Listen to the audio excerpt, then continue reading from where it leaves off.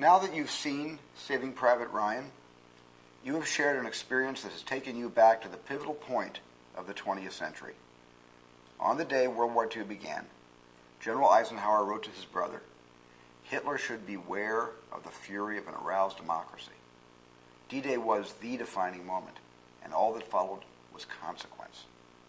At 0500 hours on June 6, 1944, the outcome of the war was very much in doubt. If Hitler's armies were able to stop the invasion and drive the British, Canadian, and American forces back into the sea, the war would have gone on. The Holocaust would have gone on, and all could have been lost.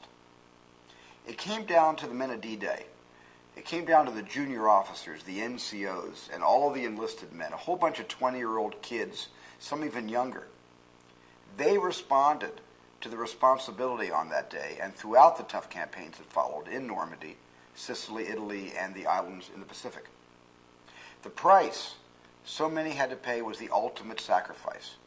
Families lost sons and brothers and fathers.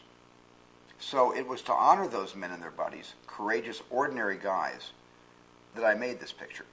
It was also to honor them that author and historian Stephen Ambrose and his friends created the National D-Day Museum in New Orleans.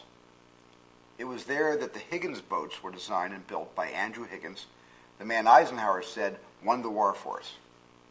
Higgins boats brought those brave young men onto the beaches and into battle and on to victory. And this museum will be a tribute to the men of D-Day and all those at home whose dedication created the arsenal of democracy. It will be an inspiration and remembrance for their children, grandchildren, and for all future generations. And so I urge you to join me in supporting the National D-Day Museum that will celebrate the American spirit and remind Americans of the 21st century and beyond that freedom does not come free. Thank you.